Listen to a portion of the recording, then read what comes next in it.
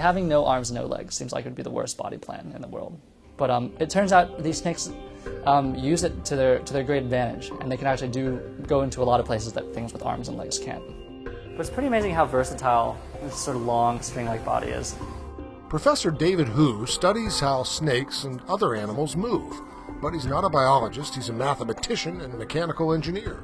So there's a lot of interest in animal locomotion these days. What can we learn from how animals walk, swim, fly?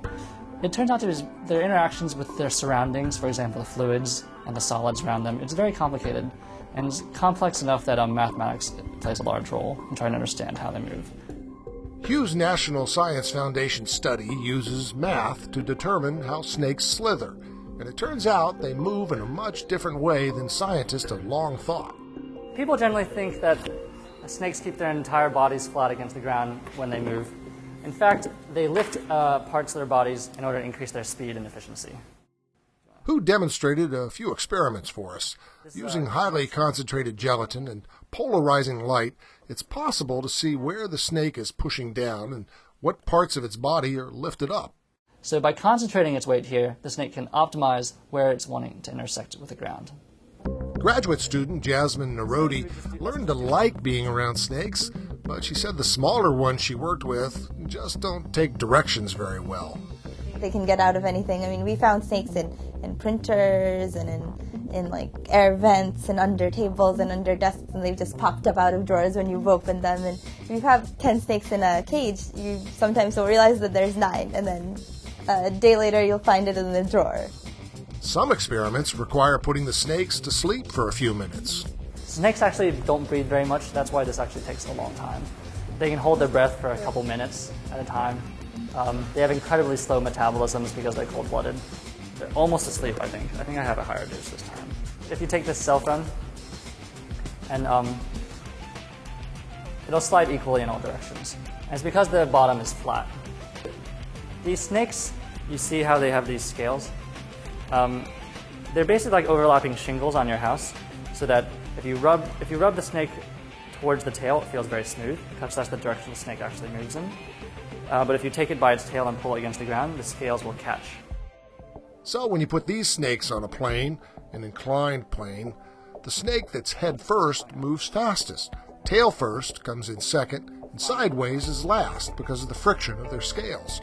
For decades, researchers thought snakes moved through a forest by pushing off rocks, twigs, branches, but that did not explain their relative ease navigating smooth surfaces.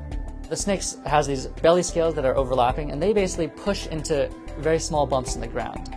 That small amount of force can provide enough force for the snake to move. If the scales are covered with a jacket, there's no traction, and the animal goes nowhere fast. But look how it struggles compared to an unclothed snake. Ow! Oh. This milk snake showed Hu just what it thought of the exercise. But these snake moves are valuable in merging math, biology, and engineering. Anyone can put a few snakes to sleep and rub their hands against their bellies and see that they're smooth in one direction and rough in another. But it's only using the math that tells you that these measurements, these friction measurements, are sufficient to get these snakes to move. Hu can calculate when a snake uses each of 4 movements, or gaits, to get around. For the snake, that would be if it's slithering and not really going very fast, it'll say, okay, I'm going to go to gear 2. And gear 2 for them, instead of undulating, will be extending and contracting. They do this automatically. As soon as they're born out of the egg, they can do all their gaits. So this is what they do when they're going through very thin, small tunnels. The other 2 gaits are sidewinding and a straight line motion. An understanding of snake movements is helping engineers design better snake-like robots. So if you have a limbless robot for a search and rescue team, or for something like that, they can get into much smaller spaces.